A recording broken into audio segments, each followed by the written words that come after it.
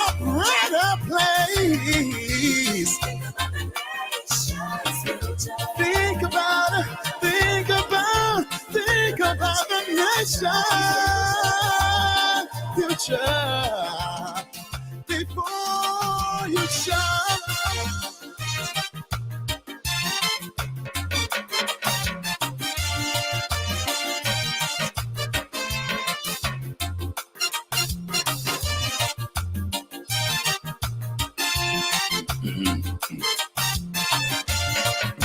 Think about the children future before you shine. Well, ladies and gentlemen, I'd like to say good morning and welcome. Welcome to ASHFORD GARLEY Live on Bridge Television Africa, Bridge Radio Africa. It feels great to be back home, to doing what I love to do. And I'm pretty sure you're having a great time. Let us sure hope that you are having a great time this beautiful Sunday morning. It's about 30 minutes after midnight Central Time, 30 minutes after 1 a.m. Eastern Time, and 30 minutes after 6 a.m. in Liberia. The song in the background called Chop Chop Chop. The song this bad. The Reverend Dr. Wilton Harris. And Wilton Harris is based out of the Twin Cities, Minnesota. He's the religious advisor to Bridge TV Africa. And Wilton Harris, Dr. Wilton Harris, is a friend and brother based out of the Twin Cities here in Minnesota. I'd like to say hi to my cousin, A.B. Bobley, my younger brother, Abu Bebito Fofana, and the rest of the crew. Hey, share the videos. I have a few points here to make. And as we come to you from the Twin Cities, very shortly, we're going to ask the men above for a blessing. So just keep the faith and keep it going strong. Welcome. I hear those promises again and again and again. One thing I realize is talk is cheap. Action speaks louder than words. So before you chop, chop, chop, build schools and hospitals. Before you chop, chop, chop, build roads and educate. Before you chop, chop, chop, think about the nation's future. Oh, Jah, think about the children's future. Hey, yeah. Come on. Why do you sit and see them starving? Why do you sit and see us dying? Yeah, days in, days out, the same old thing. Yeah, year in, year out, it's driving us insane. And today, the 17th of December, 2023. And just in case you're celebrating your birthday today, I'd like to say congratulations. And let us sure hope that you live to see many more birthdays to come. If you are celebrating special type of occasions, like perhaps the wedding anniversary, we also like to say congratulations as well. And you might just want to tell friends, relatives, and of course, loved ones to please share the video, as we come to you this morning and on your favorite platform, Bridge Radio Africa, Bridge Television Africa. Tell friends that we are here to give you information as it unfolds. And by the way, I am not a talk show host. I am a broadcast journalist. And our responsibility is to give you the facts back by proof and stuff like that. I'd like to recognize the bishop, uh, Dr. D. Uh, uh, Golden II. He's in the building. Mr. Samuel Tamba Gould is also here tonight. And ladies and gentlemen, please begin sharing the video like a sir as we come to you tonight. Listen, I was touched today, uh, despite the mixed information that our president elect is on bed rest, But again, God spoke. And when I saw the president elect tonight at a gathering in Rhode Island, I'm like, thank God, At this point in time, we should pray for our country, pray for our leaders, and not to just spread lies. And that goes to the haters, the naysayers. We've got to stop. Our country is in a new direction, and we all have to pray for the leaders of our country. But at the same time, we have to be truthful to the Liberian people, especially when we are on the media. The media is one of the most powerful tools in any country. One thing you say today can discredit you or promote you. And when you have the ears of the people, you have got to be very careful what you spew out. Because the media is not a joke. And that's why we pay respect to those that were in the business before we got into the business.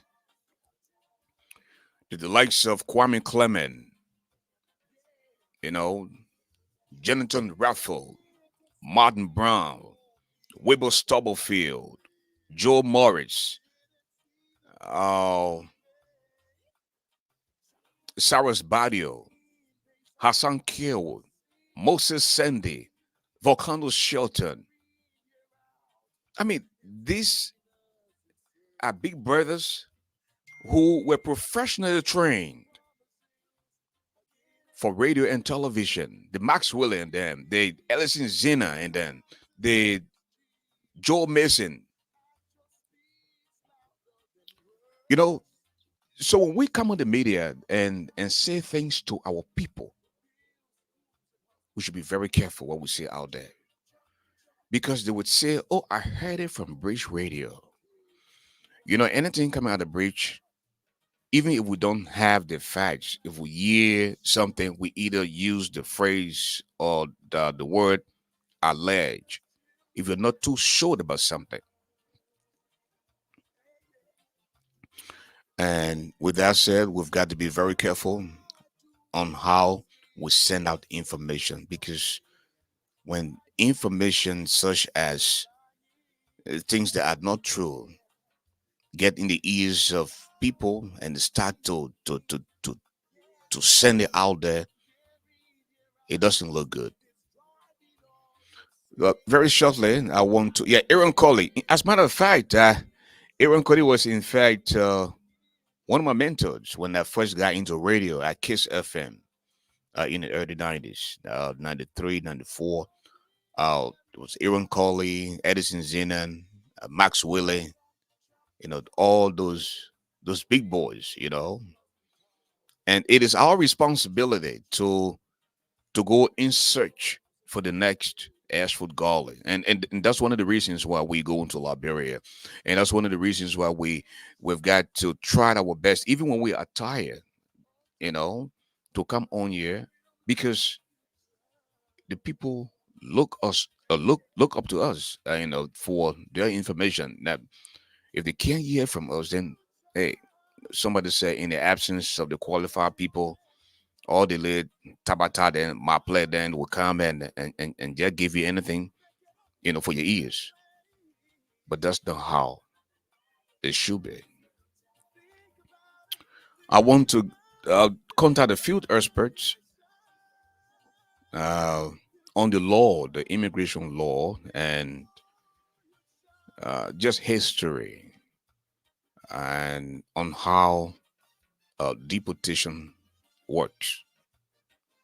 Because we heard today on one of our sister stations that one of the sanctioned uh, senators, Emmanuel Nukwe, that his wife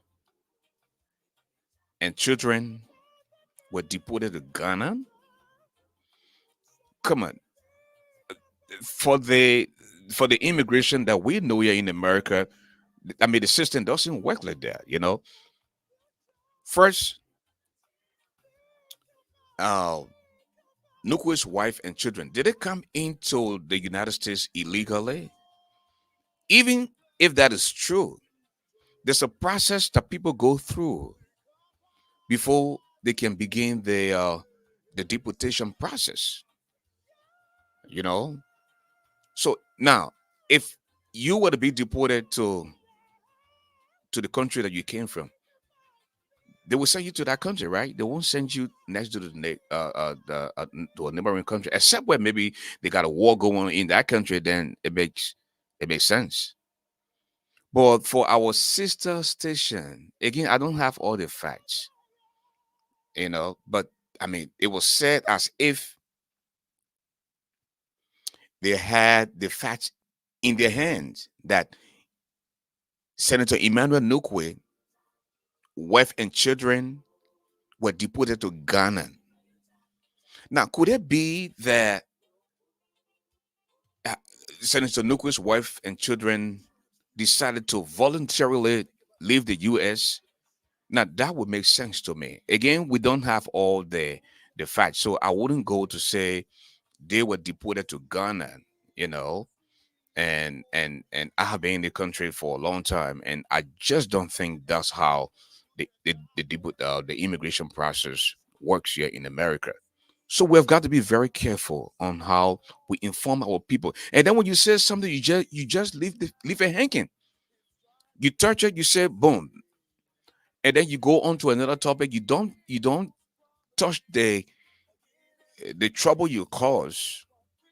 You know, now people are going all over saying, "Oh, this sanction is not easy. Oh, America has already started deporting the people." Then they say, "Boom, what's going on?" So we are still going to find out as to what happened because we heard that the wife of Emmanuel Nikwe, one of the sanctioned senators, and his children were deported to Ghana. And again, Nukwe is not from Ghana. His wife is not from Ghana. They're from Liberia. Liberia is stable.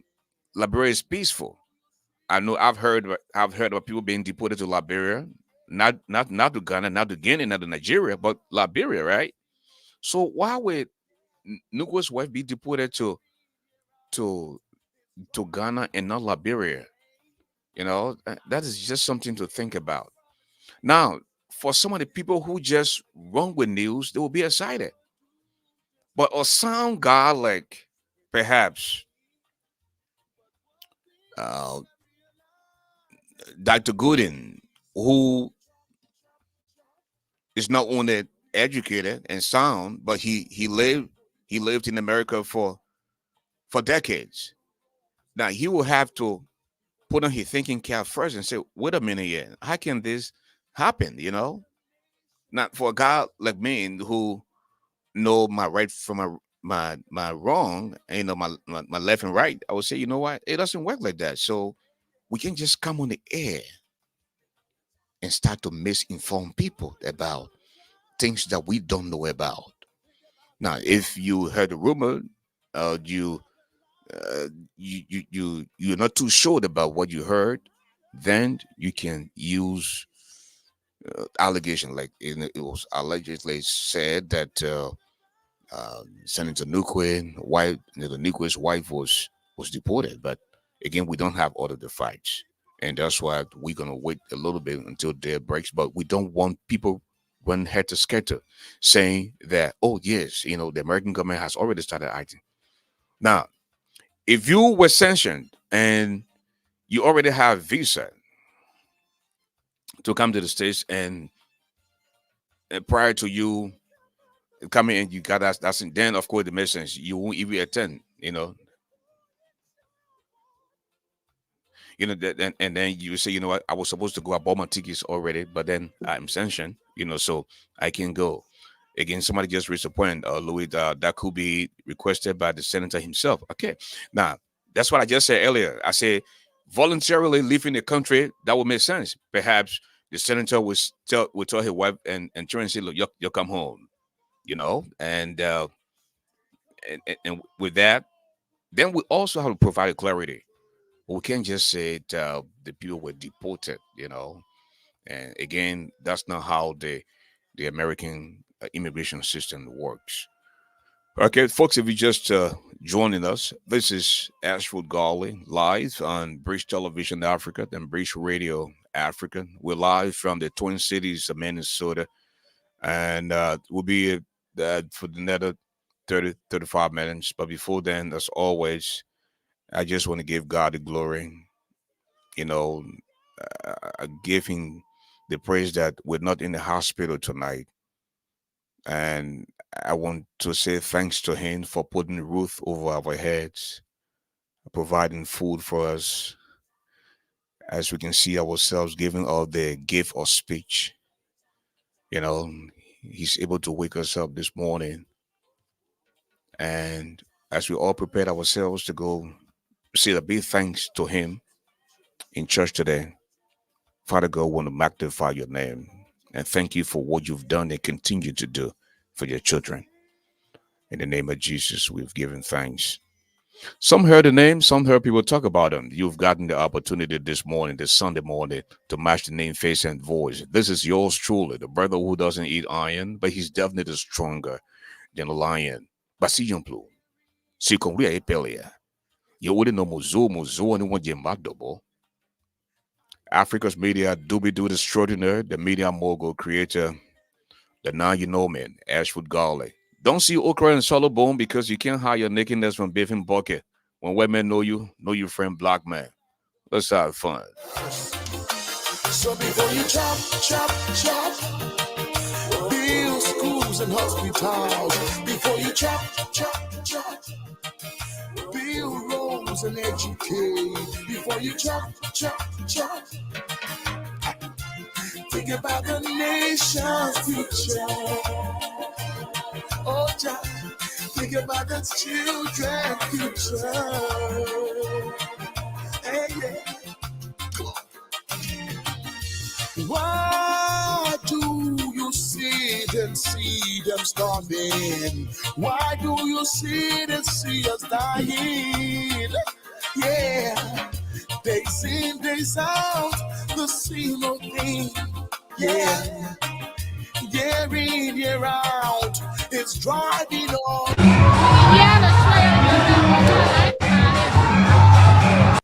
And epitomizes the virtue And how we can work together. We will do this and stop.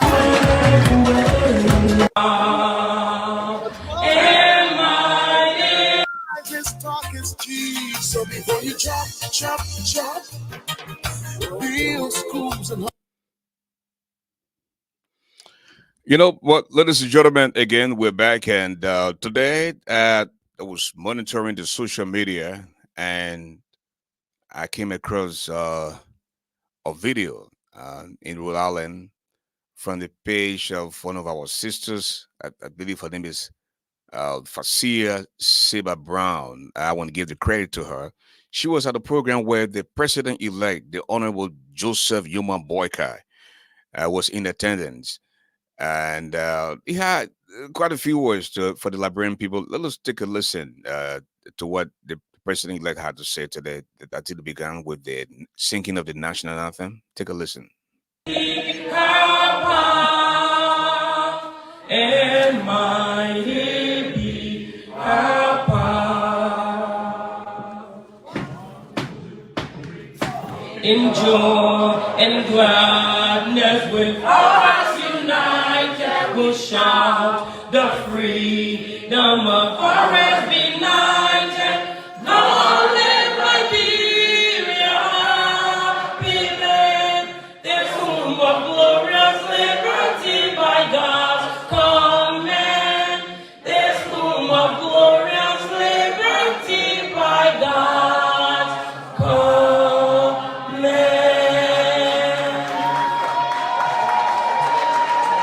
Ladies and gentlemen, please remain standing as we welcome to the program President-elect Ambassador Joseph Boakai Yuma, Republic of Liberia. Put your hands together, please.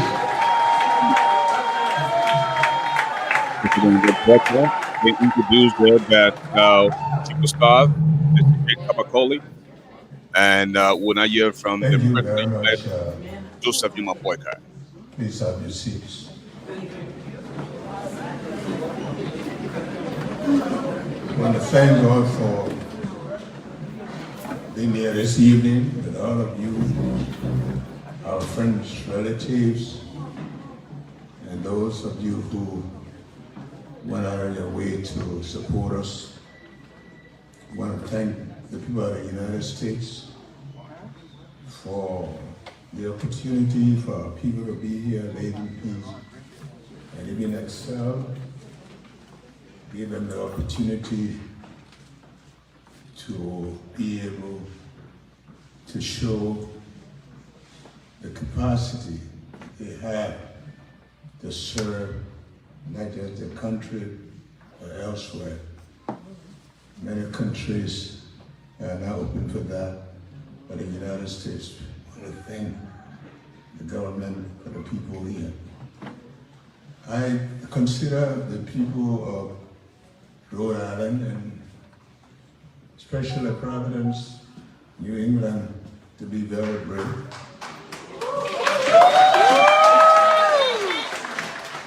You had someone who was in a wheelchair, and you still say you want to see him. There's someone who was there, and you say you want to see him. Someone who was in a coffin, you must be very brave. Tell me about it. So now that that person is here, we all should pray that God will help us build our country, to make it that country that you'll be proud of. Yes. And I'm committed to do that so that the next time you go to Liberia, you go to a country that will be proud of you, a country where from the airport you will walk in dignity. Let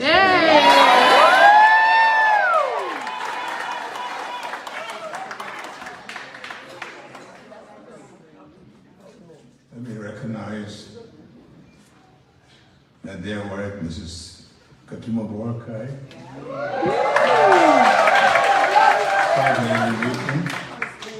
the Rhode Island chapter of the Liberian Association, Mr. Joe Norris, Chairman of the GMB Movement in New England, Ms. Fatuma Kana John, Chairlady Program Organization, our Queen, young lady, and our state representative. I want to thank you for being here with us, and all of the good security people that escorted us. I want to thank God for you. It's always a great pleasure to be here in Rhode Island. You're always welcome. And the warmly work by the hard-working Liberian community in the great state, as in the states across continental USA. I'm always elated to engage you in conversation about our country and how we can work together to address the problems that we face as a nation. 5 months ago, when I delivered the July 26th independent message from this city to the Liberian diaspora. We're 3 months away from the most consequential and hard-fought democratic election. Months later, the country is on the verge of a seamless back-to-back transition in the continuous process of developing our still-fledgling democracy in post-war era. I must however be quick to remind you that achieving a democratic election in a manner and form that it was done was not just a fluke, or you may say in American expression, it was like a walk in the park.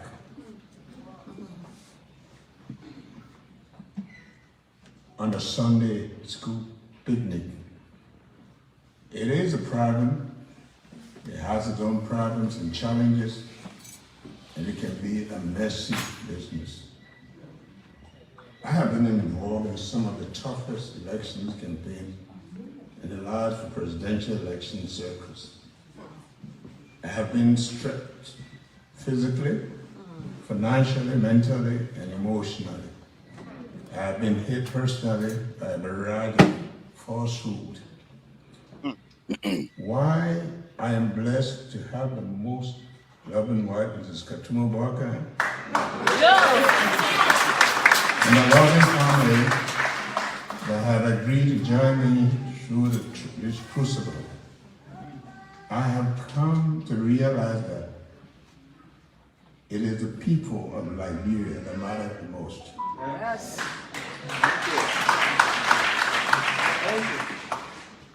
It is on their giant shoulders that we stand to see the common good and beyond our narrow interests and our insular political culture. It is their unwavering resolve to choose their leaders freely and make their voices heard that we continue to make these globally heralded transition in Liberia, especially the 2023 election, a thing to admire about the democratic credentials our country is now enjoying. If this past campaign should make us strong and help prepare us for the task ahead, it will likely be on the account of how the people of Liberia have rallied around us in a historic fashion for the change they want. And I must say, the Liberian diaspora community has been an integral and crucial partner in all of this. Indeed, the Liberian community in Providence has been magnanimous.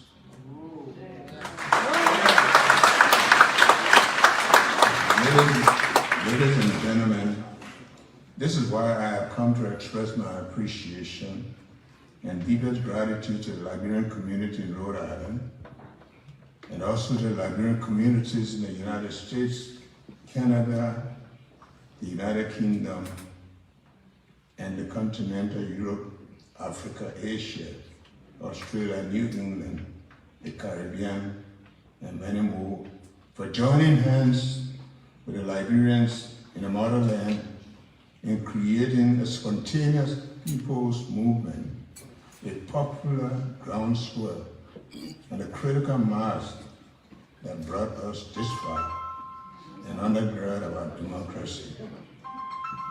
It will therefore be like to take this time to thank you for your financial and material donations, your expertise, your media outreach, your activism, and your critical voices that created awareness and popularized our message of change, transformation, a message of rescue.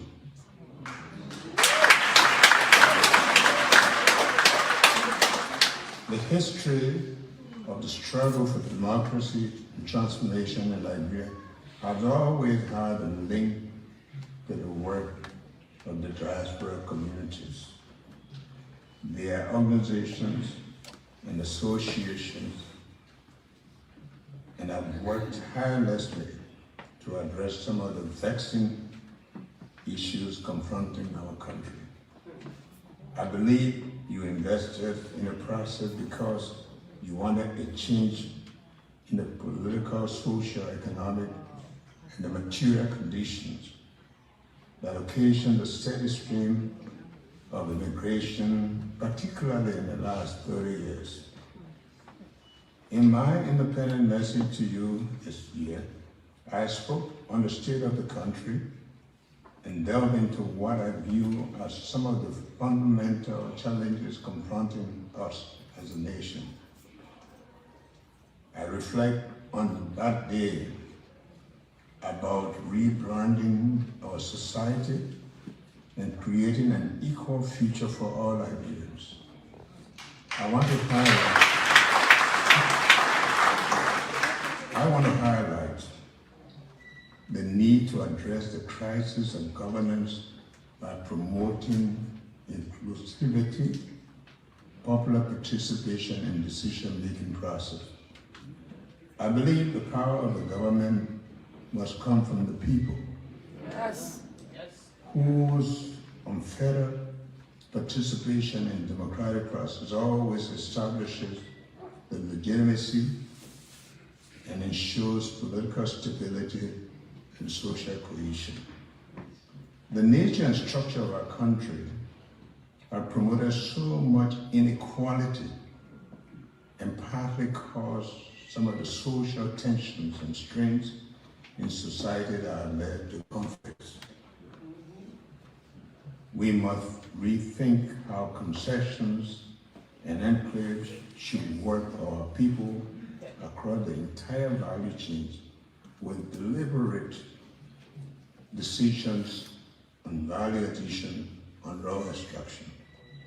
More than that, natural resources and exploitation must not only bring growth, that growth must equally come with development and the income plowed back into the delivery of social services and other public goods. I also want to make a case for a productive economy, which is why I believe, as mainly agrarian country, Liberia must leverage in comparative advantage in agriculture to increase its economic input.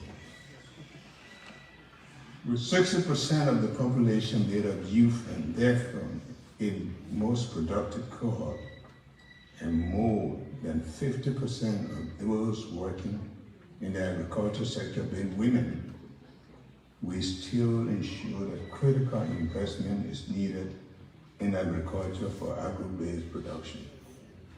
Our society has historically and unreasonably been bedeviled by inequality, with a majority below the poverty line and at the lowest rungs of our social life.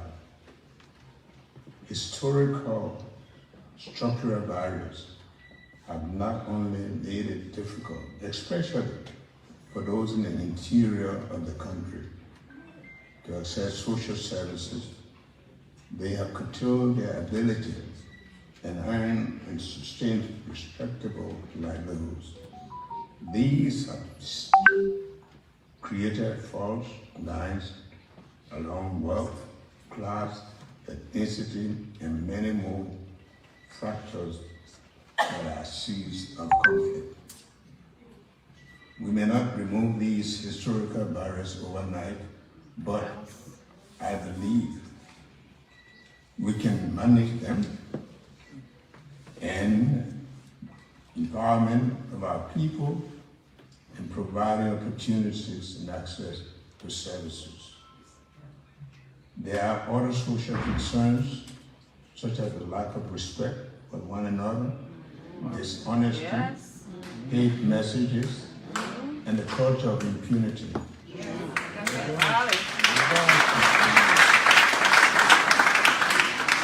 And that's a very sound point there. Dishonesty, lack of respect, and the culture of impunity.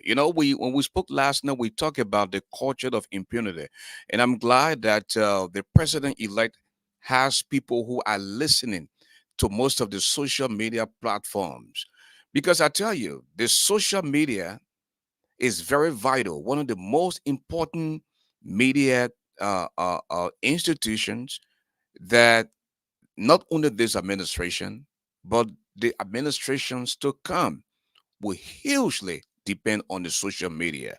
So we have got to be very careful on what we put out there. We apologize. The video quality is not the best, but want to say a big thanks to our sister, Fasia Seba Brown. She did this live, and I was so excited when I saw the president elect in being very vibrant. I mean, his projection in the microphone, speaking with enthusiasm and clarity. And we all should be happy for the health of the president elect, and we pray that God continue to strengthen him as he takes the oath of office on the 22nd of next month, January. Take a listen. These, we can assure you, will become things of the past. He said the lack of respect, dishonesty, and the culture of impunity will be things of the past. Oh, what a statement. Ladies and gentlemen, I have outlined all of these because I see them as some of the current and most critical problems facing our country that will certainly confront for an incoming government. We will explore the means available to us to address these problems, including the drug epidemic and the health and sanitation challenges. Still, it is important to establish that we cannot do it alone as a government. Certainly, the result of intervention will not be immediately evident in some of the cases. This is why the diaspora community will be a crucial partner in developing our country. And let me throw this as a challenge to you. The importance of the Liberian diaspora in politics, economic, and social development cannot be overemphasized. The 2022 International Organization of Migration estimated put Liberians living abroad at 500,000, with an estimated 100,000 living in the United States alone. Wow. With those living abroad equaling about 10% of the Liberian population, direct and indirect engagement with the country will have a contributing impact on the development of our country. We are aware of how much financial remittances from you to your families, your friends in Liberia have created social networks, safety networks, and closed gaps in the provision of social services by the government. Your commitment not only provided means for people back home to feed themselves, provide housing, health care, and education, but have also contributed substantially to the economy in many ways. Your expertise and networks in the diaspora have also contributed meaningfully ways to the development of private ventures in larger communities. Against this background, And this is a president elect who appreciates the strength and the expertise of our brothers and sisters in the diaspora. And the man is giving you statistics. He's telling you that diaspora Liberian, about 500,000 with an estimated amount of 100,000 in the United States.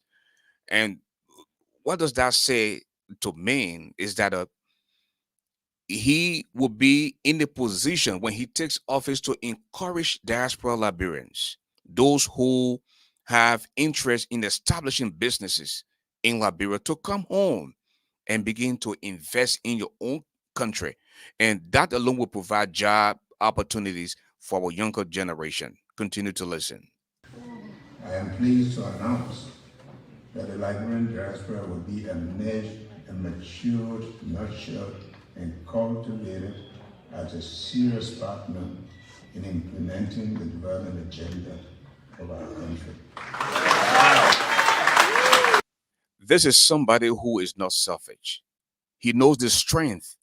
You know, most of us had the opportunity to come to the US or the diaspora, and we made good use of that opportunity. We learned something, and it is now time for us to give back to our people in going, to show them the way forward on how.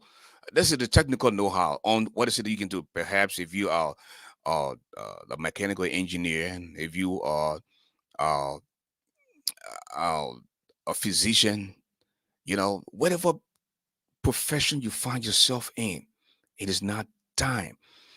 This president is telling you the diaspora Liberian will be a major partner to his governance and to his administration. I think this is huge.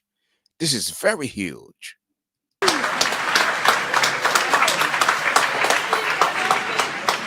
Similarly, in this public manner proposing a yearly conference on diaspora engagement to help facilitate Liberian contribution to the community and the development of our homeland. Fellow Liberians, ladies and gentlemen, we have an opportunity to change the course of our country. As I have always said, our country holds so much promise, and it is up to us as a generation to seize it and transform our country for all to have a fair chance of a better livelihood. I will repeat, as I always maintain, Liberia is not a poor country.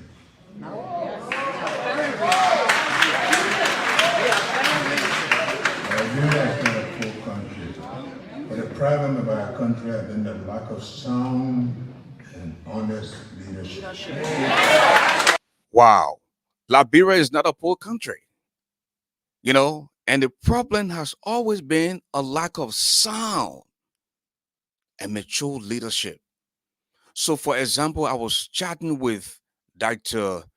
Gooden, Bishop Gooden, the other day. He said, I was in Liberia not too long ago, and the country, man, has talent. Just in the entertainment industry alone, gospel musicians, you name it. And he said, my brother, our country is rich. The country is rich. And you just heard the president-elect said that. The country is rich, but we need the expertise of our brothers and sisters. This is not a president who's going to be selfish. This is a president who's going to be humble, who will say, you know what? You are coming to invest into your country of birth. Unlike other previous administrations, you want to invest in your own country, but they're asking you to bribe them before you can invest in your own country. My company or my investment worth about $500,000, and you are asking me to bribe you $3 million before I can even begin investment in my own country. That alone will scare investors away. But you are listening to a president-elect, who is giving you statistics about the strength of born Liberians living abroad.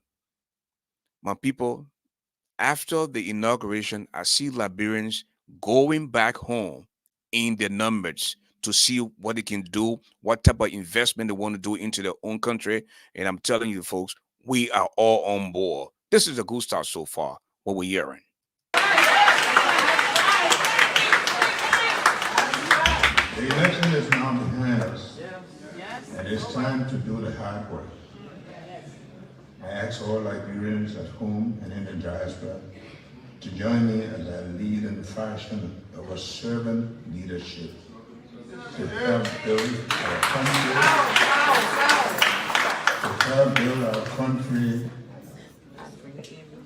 together, promote functional and equitable society for generations to come.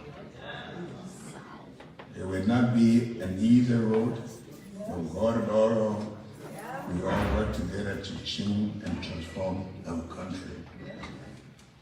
I want to thank you, and in so doing, as my mantra, we should together think Liberia, love Liberia, and build Liberia.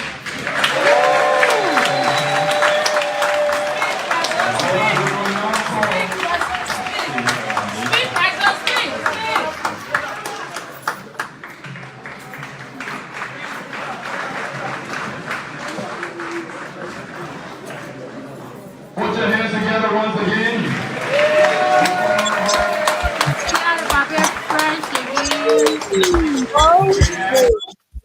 For all the things I've been through, the Lord has never me. The Lord has never Join all. The Lord has lifted me. The Lord has changed my life. The Lord has favored me. Changed my life. Changed my status. Changed my family. The Lord has favored me. I never see anyone who can be like my God. And one of the things the president-elect said, folks, the government should be for the people. In other words, he's coming in to serve. He has seen leaderships on all levels. He has the expertise, the experience. He has seen presidents come and go. And want to give God the glory. Want to give him the praise. Want to say a big thank you to him for the health and strength of President-elect Joseph Human Boyka. Want to thank this country for providing whatever medical needs that he needed. And I am of the conviction that President Boyka will strengthen the medical sector in Liberia so that Liberians can be treated, including the president and government officials in their own country. If he has not already started asking, he's asking for the type of equipment that Liberia would need so that we can be on par with international or industrialized countries. When somebody gets sick, the government official, then they will go to Dubai, they will go to Nigeria, Ghana, India, or America. But the poor Joe Blow in Liberia cannot afford to travel. As a result, he would die. But I can assure you, by listening to the president-elect tonight or this morning, the health sector will be a priority. People will be treated in their home country and not to be rushed out of the country for medical treatment. That's what I see. Based on his humility, the old man is humble. He's a great listener. And he sounds like someone who is appreciative. I want to give God the glory for him. You will never know me again. All things are passed away. Behold, he's doing a new thing. That struggling woman you knew before. That beggar woman you knew before. That good for nothing woman you knew before. But you have a husband and say. Again, those who are ready, we can all change that country.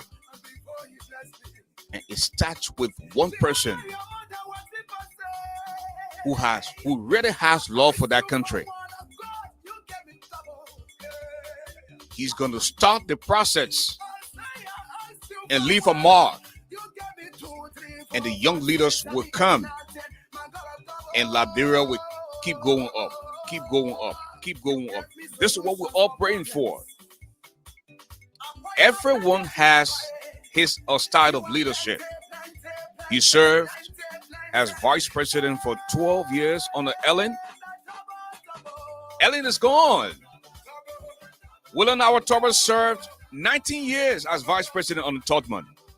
When Todman left and Tobo took over, things began to change. From mat to matrix, higher heights, total involvement. What type of leadership does Joseph Human Boyka bring to Liberia? Big question. It is now time for all of us to find out. And when you listen to a president giving you statistics about the strength of our brothers and sisters abroad, to me that speaks volume. Your breakthrough, your left in, your glory and coming in. And with that, folks, I just came on here this morning for just an hour. And before we leave again, please, I know because of the strength of the social media now, anytime Dick and Harry can pick up a cell phone and they begin to think that they're journalists and stuff like that. It's okay to inform our people, but let us come with the facts. The media is not a joke. The media can make and break you. So for those of us who have passion for the media, I'm not worried about the money. The money will come. But I want my people to get the real fruits from the media.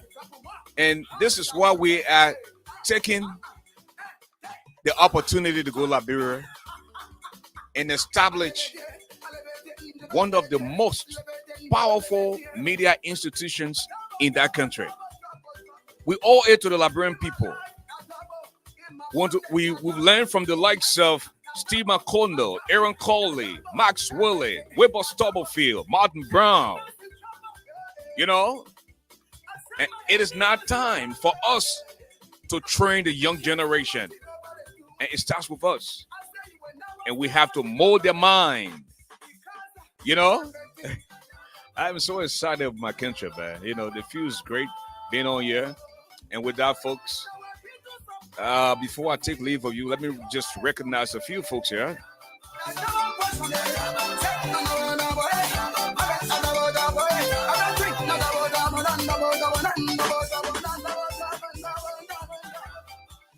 I'd like to say hi to Augustine Bondo.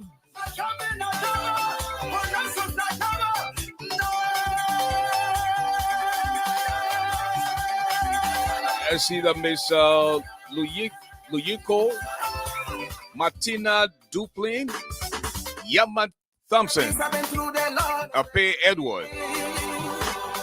Oh, man. Oh, I need to play this song again. Powerful song in there, huh? Who would dream a story? Love me so. How much you feel for me? Love me so. Mr. Edwin N. Clark. Feel for me. You like bread. Away. David Bondo. Samuel Sakaba. Bishop, Dr. Walter T. Good in the second.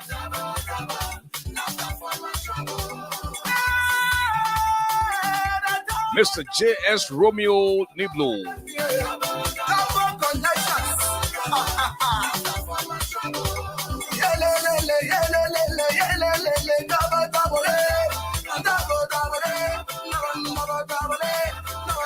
So, folks,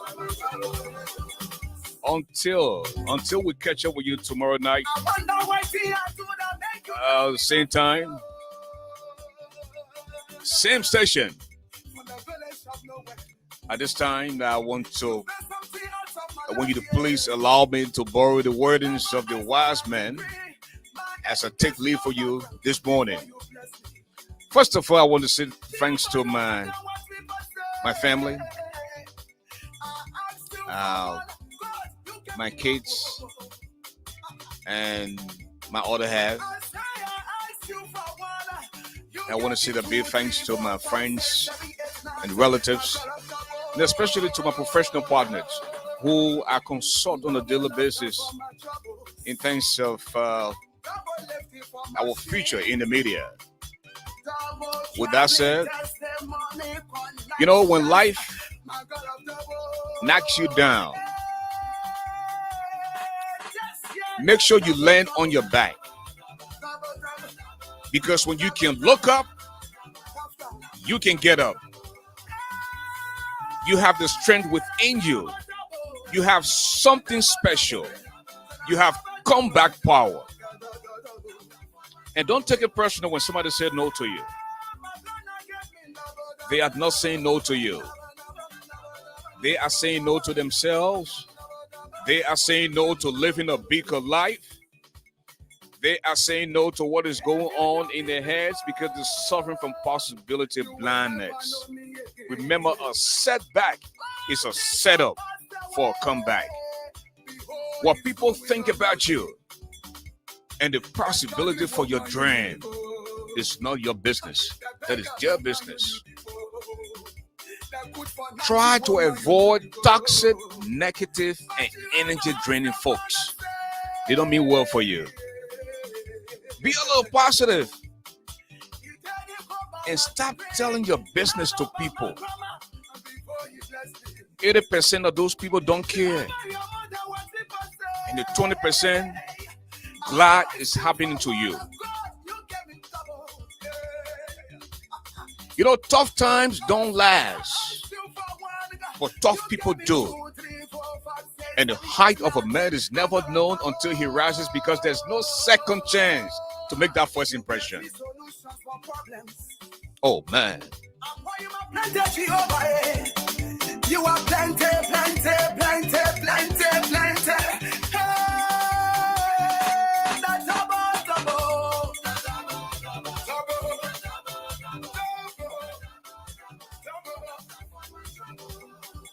You know, you will make mistakes in life, and it's okay to fail. You know what is courage? Courage is going from failure to failure without losing enthusiasm. You got to keep chasing that dream. Don't give up. Sometimes people will think they are using you, but that's the sacrifice. That's the tuition you pay. That's the internship you pay just to be successful. So keep stomping, keep dreaming big, keep chasing your dream. Don't worry about the money. The money will come. The how will come. The when will come. It's just a matter of time. You will be surprised as you stay focused and stay persistent and consistent. Somebody will show up and say, I am the one to get it done this time. With that said, folks, this is Africa's media doobie-doo extraordinaire. As for the giant, he doesn't eat iron, but he's definitely stronger than a lion. Good night. Africa, Liberia.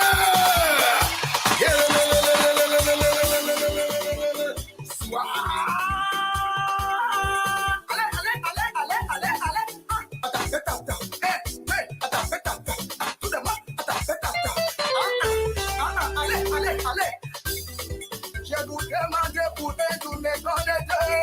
Je vous demande pour aider.